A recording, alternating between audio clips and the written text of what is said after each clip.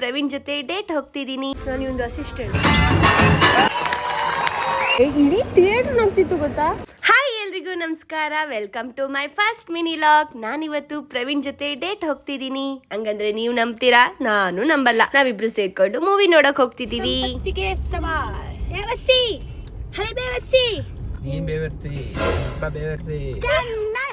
ಪ್ರವೀಣ, ಯಾರು ನೋಡ್ತಿದ್ಯಾ? ಹೌದು ಹುಲಿಯ ಸಿನಿಮಾ ನೋಡಿ ಅಂತ ಹೇಳ್ತವ್ರೆ ಅವರು. ಹೌದು ಹುಲಿಯ ಲಚ್ಚಿ ಲಚ್ಚಿ ಲಚ್ಚಿ ಅಂತ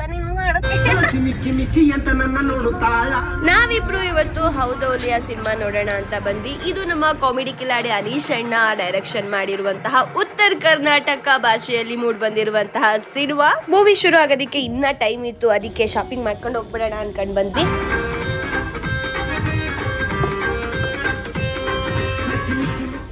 ನಾನು ಒಂದು ಅಸಿಸ್ಟೆಂಟ್. ರೇಟ್ ನೋಡ್ತಾವಳೆ, 200 ರೂಪಾಯಿ ಯಾವ್ದು ಇಲ್ಲ ಇಲ್ಲಿ. ನಮ್ ಜೀ ಕನ್ನಡಕ್ಕೆ ತುಂಬಾ ಅಭಿಮಾನಿಗಳನ್ನ ನಾವು ನೋಡಿದೀವ್ರಿ, ಆದ್ರೆ ಈ ತರ ಟ್ಯಾಟೂ ಹಾಕ್ಸ್ಕೊಂಡಿರೋ ಅಭಿಮಾನಿನ ಫಸ್ಟ್ ಟೈಮ್ ನಾನು ನೋಡ್ತಿರೋದು.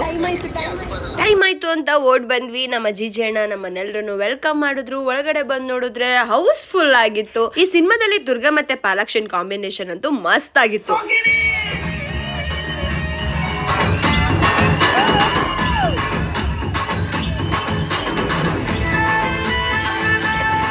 ಒಟ್ನಲ್ಲಿ ಸಿನಿಮಾ ಹೇಗಿತ್ತು ಅಂದ್ರೆ ಚೆನ್ನಾಗಿತ್ತು movie. It's okay okay okay okay ಇರ್ಲಿ ಇರ್ಲಿ. ಮೂವಿ ನೋಡಿ ಜಸ್ಟ್ ಬಂದಿದ್ದಷ್ಟೇ. ನೋಡೋದಾದ್ರೆ ಕಾಮಿಡಿ ಸೂಪರ್ ಆಗಿದೆ, ಕಾಮಿಡಿ ವರ್ಕ್. ಇಡೀ ಥಿಯೇಟರ್ ಹೋಗ್ತಿತ್ತು ಗೊತ್ತಾ. ಒಟ್ಟಲ್ಲಿ ಮನ್ಸಾರೆ ನಗ್ಬೇಕು ಅಂದ್ರೆ ಈ ಸಿನಿಮಾನ ಮಿಸ್ ಮಾಡ್ಕೊಳ್ದೆ ನೋಡಿ ಅಂತ ಹೇಳ್ತಾ, ನಾನು ಸ್ವಲ್ಪ ಹೊಟ್ಟೆ ಹಾಳು ಮಾಡ್ಕೊಳ್ಳೋಣ ಅಂತ ಈ ಪಿಜ್ಜಾ ಎಲ್ಲ ತಿಂದು ಮನೆಗೆ ಹೊರಡ್ತಿದ್ದೀನಿ. Bye, tata, love you, good night. Miss ಮಾಡ್ದೆ ಮೂವಿ ನೋಡಿ.